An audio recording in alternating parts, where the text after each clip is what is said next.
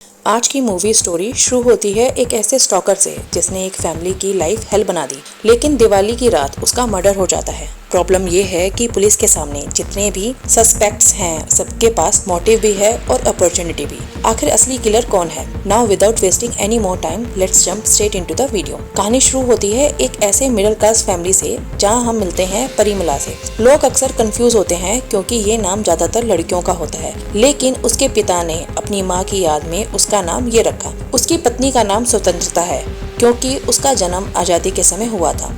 उनकी 2 बेटियां होती हैं, बड़ी शक्ति और छोटी मधु। दोनों एक ही कॉलेज में पढ़ती हैं, लेकिन घर में इनका रिश्ता बहनों से कम बल्कि डेली राइवल्स जैसा ज्यादा लगता है। छोटी छोटी बातों पर लड़ना, नोक झोंक और पूरा घर सिर पर उठा लेना इनके लिए बिल्कुल नॉर्मल बात है। परिमला एक ऑफिस एम्प्लॉय है, जबकि स्वतंत्रता पूरे घर की जिम्मेदारी संभालती है। पूरा परिवार एक रेंटेड हाउस में रहता है। ऊपर वाली मकान मालकिन इन सब से हमेशा परेशान रहती है। वजह थी कि शक्ति की एक अजीब आदत, हर सुबह वो पानी की मोटर ऑन कर देती, फिर कॉलेज की तैयारी में इतना बिजी हो जाती कि मोटर बंद करना ही भूल जाती। टंकी भरने के बाद भी पानी बहने लगता। फिर क्या, मकान मालकिन गुस्से से नीचे आकर पूरे परिवार की क्लास लगा देती। ये ड्रामा इतना नॉर्मल हो चुका था कि अब वो शक्ति का नाम सुनते ही चिढ़ जाती। इन छोटी छोटी परेशानियों के बीच भी परिवार की जिम्मेदारी किसी तरह से चल रही थी। उधर कॉलेज में चिट्टू नाम का लड़का कई दिनों से शक्ति के पीछे पड़ा था। वो रोज किसी न किसी बहाने उससे बात करने की कोशिश करता, लेकिन शुरुआत में शक्ति उसे बिल्कुल इग्नोर कर देती। लेकिन एक दिन उसने साफ कह दिया था कि उसे ऐसा पति चाहिए जो शादी के बाद उसकी हर बात माने। चिट्टू मुस्कुराकर बोलता है कि उसे भी ऐसी ही पत्नी चाहिए जिसके सामने वो हमेशा दबकर रहे। उसका ये मासूम जवाब सुनकर पहली बार शक्ति हंस पड़ती है और धीरे धीरे दोनों की बातचीत बढ़ने लगती है और उनके बीच एक प्यारा सा कनेक्शन बनने लगता है। लेकिन जहाँ शक्ति की जिंदगी में प्यार धीरे धीरे दस्तक दे रहा था, वहीं मधु की जिंदगी में एक ऐसा इंसान घुस चुका था जिसका नाम सुनते ही पूरे इलाके के लोग कांप जाते थे। उसका नाम था वर्गीस। वर्गीस कई दिनों से मधु का पीछा कर रहा था, रास्ता रोकता, जबरदस्ती बात करता और अपने प्यार का दबाव बनाने लगता। उसके लिए ये सब बिल्कुल आम बात थी। मधु जितना उसे दूर भागती, वो उतना ही उसके करीब आने की कोशिश करता। और एक दिन तो हद ही हो गई। वर्गीस सीधे परिमला के घर पहुंच गया और पूरे कॉन्फिडेंस के साथ कहने लगा कि मधु सिर्फ उसी की है, परिवार माने या ना माने वो उससे शादी करके ही रहेगा। इतने में शक्ति घर पहुंचती है। जैसे ही उसे पूरी बात पता चलती है, वो बिना डरे वर्गीस के सामने खड़ी हो जाती है और साफ चेतावनी देती है कि अगर उसने दोबारा मधु के आसपास दिखने की कोशिश की तो अंजाम अच्छा नहीं होगा। लेकिन वर्गीस भी कोई मामूली इंसान नहीं था। वो उल्टा शक्ति को ही धमका देता है कि अगर वो उसकी होने वाली पत्नी की बहन ना होती तो अब तक उसका फेस खराब कर देता। इतनी खतरनाक धमकी सुनने के बाद भी शक्ति पीछे नहीं हटती। वो पूरे मोहल्ले के सामने उसकी जमकर बेइज्जती करती है और वहाँ से भगा देती है। लेकिन शक्ति नहीं जानती थी कि उसने जिस इंसान को सबके सामने चैलेंज किया है वो पूरे इलाके का सबसे बड़ा गैंगस्टर है।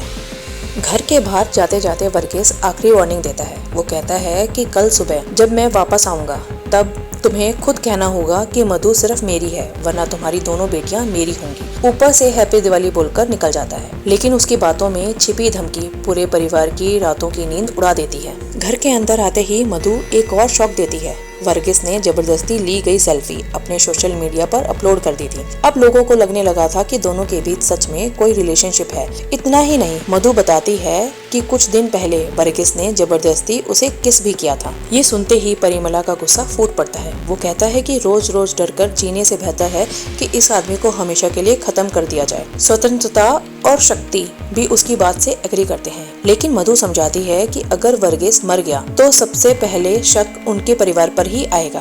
बात वहीं खत्म हो जाती है, लेकिन ये गुस्सा सबके दिल में रह जाता है। अगली सुबह पूरा परिवार दिवाली के मौके पर मंदिर जाता है। लौटते वक्त परिमला को एक गली में अपनी पत्नी के भाई राघव जैसा कोई इंसान दिखाई देता है, लेकिन स्वतंत्रता कहती है कि राघव तो दूसरे शहर में है। परिमला भी सोचता है कि शायद उसे मिसअंडरस्टैंडिंग हुई होगी। उधर पुलिस को एक डेड बॉडी मिलने की सूचना मिलती है। इंस्पेक्टर अपनी टीम के साथ मौके पर पहुंचता है और वहां पड़ा होता है वर्गीस का शव। सिर पर गहरी चोट, गले पर तार के निशान और दायां हाथ बेरहमी से काटा गया था। क्राइम सीन देखकर साफ लग रहा था कि किलर के दिल में वर्गीस के लिए जबरदस्त नफरत थी। कुछ देर बाद शक्ति और मधु भी उसी रास्ते से गुजरते हैं। भीड़ देखकर रुकते हैं और जैसे ही लाश देखते हैं उनके पैरों तले जमीन खिसक जाती है। पिछली रात घर में जिस इंसान को मारने की बात हुई थी, अगली सुबह वही सचमुच मरा पड़ा था। दोनों भागकर घर पहुंचती हैं और पूरी खबर परिवार को देती हैं। न्यूज सुनते ही स्वतंत्रता की नजर सीधे परिमला पर जाती है। उसे लगता है कि कहीं परिमला ने गुस्से में सचमुच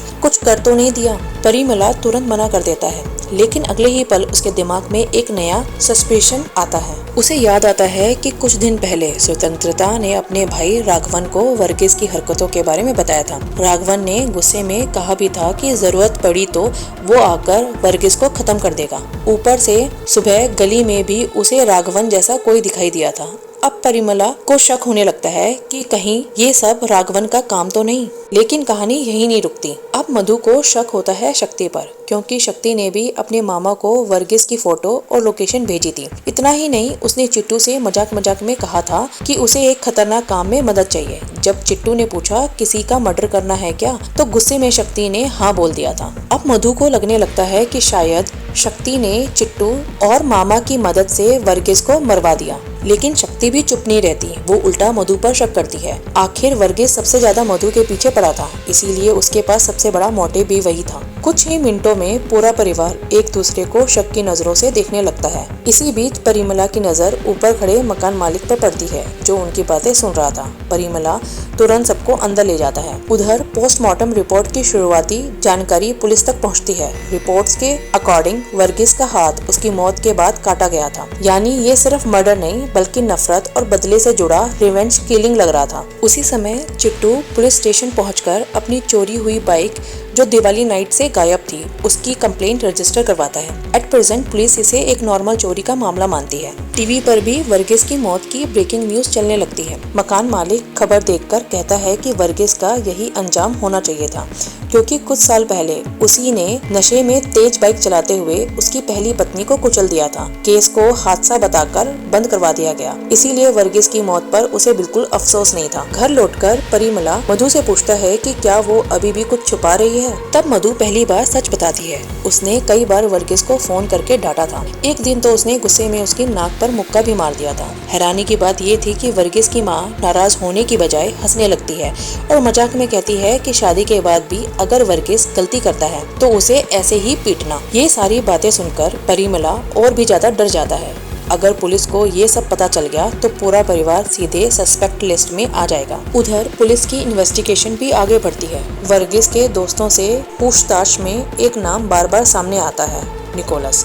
निकोलस उसी पीटर का भाई था जिसे वर्गीस ने सालों पहले मार दिया था। इतना ही नहीं, निकोलस और वर्गीस की मां के बीच भी काफी करीबी रिश्ता था। इसी वजह से पुलिस का पहला शक उसी पर जाता है। इसी दौरान राघवन की वाइफ का फोन आता है। वो बताती है कि राघवन चेन्नई गया था लेकिन अब तक वापस नहीं लौटा। परिमला बार बार उसे कॉल करता है लेकिन कोई जवाब नहीं मिलता। रियलिटी ये थी कि राघवन और परिमला का छोटा भाई कामाक्षी चेन्नई की एक लॉन्च में बैठकर शराब पी रहे थे और जानबूझकर फोन इग्नोर कर रहे थे, लेकिन ये बात परिमला नहीं जानता था, इसीलिए उसका शक और गहरा हो जाता है। उधर इंस्पेक्टर मधु को फोन करता है और बताता है कि वर्गीस की मौत से पहले आखिरी कॉल उसी की थी। इतना ही नहीं, मधु ने ही वर्गीस को एक सुनसान जगह दिवाली गिफ्ट देने के बहाने बुलाया था। अब इंस्पेक्टर सीधा सवाल पूछता है कि तुम्हारा और वर्गीस का असली रिश्ता क्या है। मधु घबरा जाती है और तुरंत कॉल कट कर देती है। इंस्पेक्टर बिना देर किए अपनी जीप लेकर उसके घर की तरफ निकल पड़ता है। इधर परिमला पूरे परिवार को एक कमरे में बिठाकर कहता है कि अब सबसे जरूरी काम ये है कि पुलिस से बचना, चाहे कातिल कोई भी हो। अगर चारों के बयान अलग अलग होंगे तो पूरा परिवार फंस जाएगा, इसीलिए अब सभी को एक ही स्टोरी याद रखनी होगी। उसी वक्त परिमला को दृश्यम मूवी की याद आती है, जहां एक परिवार ने सिर्फ अपनी एक जैसी स्टोरी की वजह से पुलिस को चकमा दे दिया था। स्वतंत्रता तुरंत बोलती है कि मुझे वो फिल्म ठीक से याद नहीं, क्यों ना हम सब उसे एक बार फिर से देख लें। तब कंजूस परिमला मूवी देखने के लिए OTT सब्सक्रिप्शन लेता है और चारों टीवी के सामने बैठकर मूवी शुरू ही करते हैं कि बाहर पुलिस जीप आकर रुक जाती है। सबके दिल की धड़कनें रुक जाती हैं। वो टीवी तुरंत ऑफ कर देते हैं, लेकिन इस बार इंस्पेक्टर सिर्फ कुछ देर रुककर आगे निकल जाता है। वो पहले ही मधु की लोकेशन और एड्रेस निकलवा चुका था, लेकिन अभी सीधा एक्शन नहीं लेना चाहता था। नेक्स्ट डे ऑफिस जाने से पहले परिमला स्वतंत्रता को समझाता है कि अगर पुलिस आए तो एक भी गलत जवाब नहीं देना। मजाक मजाक में स्वतंत्रता बोलती है कि मुझे घर में लॉक करके चले जाओ और परिमला सच में बाहर से घर लॉक करके चला जाता है। जैसे ही वो बाहर निकलता है, मकान मालिक उसे रोक देता है और साफ कहता है कि वर्गीस कई बार इस घर में हंगामा कर चुका है, इसीलिए पुलिस सबसे पहले इसी फैमिली पर शक करेगी। इतना ही नहीं, वो शाम तक घर खाली करने का भी नोटिस दे देता है। उधर वर्गीस की माँ उसके दोस्तों से ऐलान करती है कि जो भी उसके बेटे का किलर ढूंढेगा वो अपना घर उसके नाम कर देगी। इन्वेस्टिगेशन में एक और नाम सामने आता है, असलान, वही आदमी जो वर्गीस के साथ ड्रग्स बिजनेस चलाता था। लेकिन वर्गीस की मौत के बाद से असलान भी गायब था। अब पुलिस का शक उसकी तरफ भी बढ़ने लगता है। थाने में इंस्पेक्टर उसके दोस्तों से ड्रग्स सप्लाई के बारे में पूछता है, लेकिन कोई मुंह नहीं खोलता। तभी खबर मिलती है कि असलान उसी रात एक बड़ी ड्रग पार्टी करने वाला था, जहां कॉलेज स्टूडेंट को स्टेम नाम का एक डेंजरस ड्रग दिया जाता है। पुलिस तुरंत रेड की तैयारी शुरू कर देती है। इधर कहानी थोड़ा हल्का मोड़ लेती है। शक्ति पहली बार चिट्टू को अपने घर लेकर आई थी। उसकी माँ उसे देखकर मुस्कुराती है और इस रिलेशनशिप की बात परिमला को नहीं बताती। उसी वक्त इंस्पेक्टर की जीप फिर घर के सामने रुकती है। सबको लगता है कि अब इंक्वायरी होगी, लेकिन इंस्पेक्टर तो सामने की दुकान से कोल्ड ड्रिंक लेने आया था। चिट्टू राहत की सांस लेकर चुपचाप वहाँ से निकल जाता है। रात होते ही परिवार के नाम पर एक स्पीड पोस्ट आता है। लेटर पढ़ते ही सबके पैरों तले जमीन खिसक जाती है। उसमें लिखा था कि परिवार के 4 लोगों में से किसी एक ने किसी से वर्गीस का मर्डर करवाया है और पूरे इंसिडेंट का वीडियो भी मौजूद है। अगर वो वीडियो चाहिए तो 20 लाख रुपए देने होंगे, वरना वीडियो सीधे पुलिस और सोशल मीडिया तक पहुंच जाएगा। और लेटर के नीचे सिर्फ एक नाम लिखा था, फायर ब्रांच। अब फैमिली समझ ही नहीं पा रही थी कि ये ब्लैकमेलर है कौन और उसे इतना सब कैसे पता है। स्वतंत्रता को अचानक याद आता है कि दिवाली नाइट परिमला काफी देर तक एक फोन कॉल पर बात कर रहा था। उसे शक होता है कि कहीं उसी कॉल पर उसने किसी को मर्डर की सुपारी तो नहीं दी। लेकिन परिमला फिर राघवन पर शक करने लगती है। दोनों पति पत्नी एक दूसरे पर शक करते रहते हैं, लेकिन किसी के पास कोई प्रूफ नहीं था। उधर असलान की ड्रग पार्टी पूरे जोरों से चल रही थी। कॉलेज स्टूडेंट नशे में झूम रहे थे और तभी एक लड़का अचानक जमीन पर गिर जाता है। उसी रात पुलिस रेड मार देती है। असलान पीछे के रास्ते से भाग निकलता है, लेकिन जिस स्टूडेंट ने स्टेम ड्रग लिया था उसकी हॉस्पिटल में मौत हो जाती है। डॉक्टर पुलिस को वार्निंग देता है कि अगर ये ड्रग जल्दी नहीं रोका गया तो ना जाने कितने स्टूडेंट अपनी जान गंवा देंगे।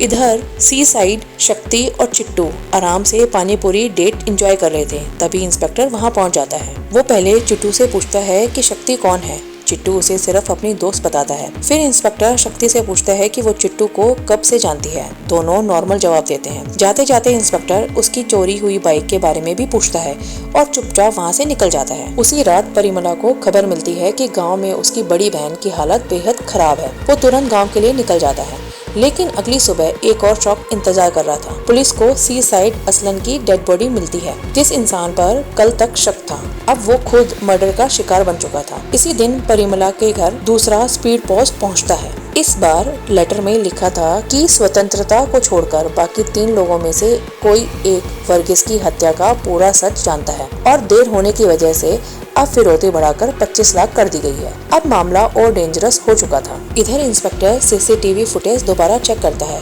उसमें वर्गीस की बाइक पर एक खास दिवाली गिफ्ट बॉक्स दिखाई देता है। हैरानी की बात यह है कि अगली सुबह बिल्कुल वैसा ही गिफ्ट बॉक्स परिमला के घर के बाहर भी मिला था। पुलिस अब मोबाइल टावर रिकॉर्ड्स निकालती है। रिकॉर्ड्स बताते हैं कि करीब रात 9:30 बजे मधु को राघवन और कामाक्षी ने कॉल किया था। करीब 15 मिनट बाद मधु ने खुद वर्गीस को फोन करके एक सुनसान जगह दिवाली गिफ्ट लेने बुलाया। सीसीटीवी में साफ दिखाई देता है कि राघवन और कामाक्षी भी वहां पहुंचे और जाते वक्त वही गिफ्ट बॉक्स अपने साथ ले गए।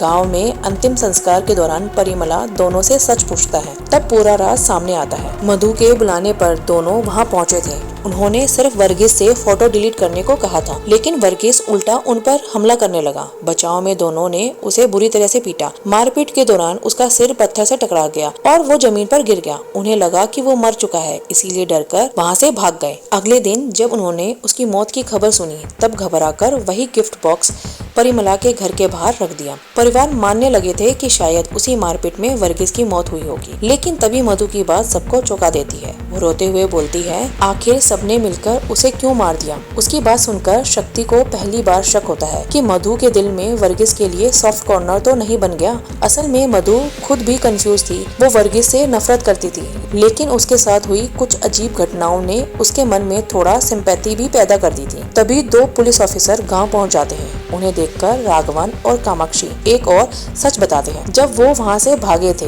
तब वर्गीस जिंदा था, यानी उसके सिर की चोट मौत की वजह नहीं थी। उसके जाने के बाद कोई तीसरा इंसान वहाँ आया जिसने तार से उसका गला घोटा और उसका हाथ काट दिया। अब मिस्ट्री पहले से भी ज्यादा उलझ चुकी थी। उधर पुलिस परिमला के घर पहुँचती है, लेकिन पूरा परिवार गांव में था। मकान मालिक कई बार फोन करता है, लेकिन शक्ति सोचती है कि वो फिर पानी की मोटर की कंप्लेंट करेगा, इसीलिए उसका नंबर ब्लॉक कर देती है। आखिरकार पुलिस चाबी लेकर घर की तलाशी लेती है। सर्च के दौरान उन्हें क्राइम इन्वेस्टिगेशन और मर्डर से जुड़ी बुक्स मिलती हैं। अब शक और भी गहरा हो जाता है। आधी रात फैमिली चुपचाप वापस लौटती है। घर में कदम रखते ही परिमला समझ जाता है कि पुलिस सर्च कर चुकी है। उस रात मधु को बार बार वर्गीस दिखाई देता है। दूसरी तरफ वर्गीस की माँ पुलिस स्टेशन के बाहर प्रोटेस्ट शुरू कर देती है और इंस्पेक्टर को सिर्फ 10 दिन अल्टीमेटम देती है। पुलिस डिपार्टमेंट के अंदर भी इंस्पेक्टर की इन्वेस्टिगेशन पर सवाल उठने लगते हैं। एक एएसआई को शक था कि इंस्पेक्टर जानबूझकर केस को स्लो चला रहा है। फ्लैशबैक में पता चलता है कि पहले भी वर्गीस ने इंस्पेक्टर की सबके सामने बेइज्जती की थी। उसके बाद भी कोई एक्शन नहीं लिया गया। एएसआई का मानना था कि असली किलर परिमला की फैमिली है, लेकिन इंस्पेक्टर ऐसे क्लू का वेट कर रहा था जो किसी को दिखाई नहीं दिया था। पोस्टमार्टम रिपोर्ट से पता चलता है कि सबसे पहले वर्गीस के सिर पर पत्थर से वार किया गया, फिर तार से उसका गला दबाया गया, लेकिन इन दोनों हमलों के बाद भी वो जिंदा था। उसकी मौत की असली वजह उसके दाएं हाथ काटे जाने से हुआ हैवी ब्लड लॉस था, यानी उस पर एक के बाद एक कई अटैक हुए थे। इंस्पेक्टर उसकी वाइफ गोमती से भी पूछताछ करती है। वो बताती है कि उसने वर्गीस को इसलिए छोड़ दिया क्योंकि वो एक नॉर्मल जिंदगी जीना चाहती थी। उसका इस मर्डर से कोई लेना देना नहीं है। पुलिस वेलुमणि तक भी पहुंचती है, लेकिन वो साफ कह देता है कि वर्गीस जैसा छोटे गुंडे को मारने में उसका कोई इंटरेस्ट नहीं है। निकोलस को भी हिरासत में लिया जाता है, मगर उसके खिलाफ कोई सॉलिड एविडेंस नहीं मिलता। इसी बीच परिमला खुद पुलिस स्टेशन पहुंचता है और बोलता है कि अगर पूछताछ करनी है तो उसे स्टेशन बुला लो, घर पर मत जाओ। वहीं उसे पता चलता है कि राघवन और कामाक्षी को पुलिस पकड़ चुकी है। दूसरी तरफ इंस्पेक्टर वर्गीस की मां के घर रेड करता है, जहां बड़ी मात्रा में ड्रग्स मिलता है। पुलिस उसे गिरफ्तार करने की कोशिश करती है, लेकिन वो भाग निकलती है। तभी एक पावरफुल नेता इंस्पेक्टर को धमकी देता है कि अगर उसे गिरफ्तार किया तो उसकी नौकरी चली जाएगी। कुछ समय बाद वर्गीस की मां की लाश सी साइड पर मिलती है। अब वर्गीस, असलम और उसकी मां तीनों मारे जा चुके थे। पुलिस को वर्गीस के एक दोस्त पर भी शक होता है, क्योंकि फ्लैशबैक में दिखाया जाता है कि वर्गीस और उसकी मां ने उसे सबके सामने बेइज्जत किया था। इंस्पेक्टर सीधे परिमला के घर पहुंचकर पूछता है कि राघवन और कामाक्षी को चेन्नई किसने बुलाया था। मधु एग्री करती है कि उसी ने वर्गीस को तामिल कुप्पम बुलाया था, लेकिन ये सब उसने अपने मामा और चाचा के कहने पर किया था। इसके बाद इंस्पेक्टर सबसे बड़ा ट्विस्ट बताता है। शक्ति का बॉयफ्रेंड चिट्टू कोई आम लड़का नहीं बल्कि एक बड़ा ट्रक डीलर था। दिवाली वाली रात जब राघवन और कामाक्षी वर्गीस को पीट रहे थे, तब चिट्टू छिपकर उनकी वीडियो रिकॉर्डिंग कर लेता है। उनके भागते ही वो घायल वर्गीस के पास पहुंचा और तार से उसका गला दबा दिया। बाद में वही वीडियो पुलिस तक पहुंचाई गई ताकि शक राघवन और कामाक्षी पर जाए। इंक्वायरी के बाद साफ हो जाता है कि दोनों ने वर्गीस को पीटा जरूर था, लेकिन उसकी हत्या नहीं की थी, इसीलिए पुलिस उन्हें छोड़ देती है। शक्ति हैरान होकर पूछती है कि चिट्टू वर्गीस को क्यों मारेगा। इंस्पेक्टर बताता है कि वर्गीस छोटे लेवल पर ड्रग बेचता था, जबकि चिट्टू बड़ा डीलर था। उसने करीब 50 लाख का माल वर्गीस को बेचने के लिए दिया था, लेकिन वर्गीस ने वो माल किसी और को बेचकर झूठ बोल दिया कि वो पूरा कंसाइनमेंट चोरी हो गया। धोखे का पता चलते ही चिट्टू ने बदला लेने का फैसला कर लिया। इंस्पेक्टर ये भी बताता है कि चिट्टू ने शक्ति की जानकारी के बिना करीब 50 लाख की ड्रग्स उसके घर में छिपा दी थी। हत्या के अगले दिन उसने अपनी बाइक चोरी होने की झूठी कंप्लेंट दर्ज करवाई, ताकि पुलिस स्टेशन में रहकर इंक्वायरी पर नजर रख सके। ये सुनकर शक्ति का दिल टूट जाता है। तभी स्वतंत्रता पूछती है कि परिवार को ब्लैकमेल करने वाली स्पीड पोस्ट लेटर कौन भेज रहा था। इंस्पेक्टर के बोलने से पहले ही परिमला सच बता देता है कि वो सारे लेटर्स उसी ने भेजे थे। उसे अपने ही परिवार परिवार के 3 लोगों पर शक था, इसीलिए उसने अलग अलग लेटर्स भेजकर सबका रिएक्शन देखना चाहा। असल में परिमला बचपन से पुलिस ऑफिसर बनना चाहता था। वो फिजिकल टेस्ट तो पास कर लेता, लेकिन हर बार एग्जाम में फेल हो जाता। एज निकल गई, सपना अधूरा रह गया, लेकिन उसके अंदर का डिटेक्टिव माइंड कभी खत्म नहीं हुआ। इसीलिए उसने नकली ब्लैकमेलर बनकर परिवार की सच्चाई सामने लाने की कोशिश की। उधर चिट्टू को पुलिस स्टेशन लाया जाता है। शक्ति उसे सच पूछती है।